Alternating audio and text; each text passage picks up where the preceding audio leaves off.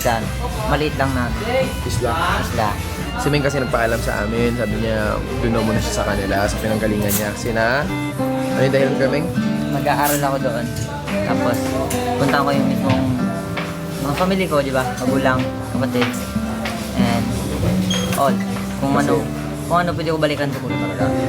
So, decided ka na talaga? Yes. Ha? Yes. Sure na sure ka Baka na. desisyon yan, Kuya Ming, ha? Kasi hindi natin sure ang buhay mo dun.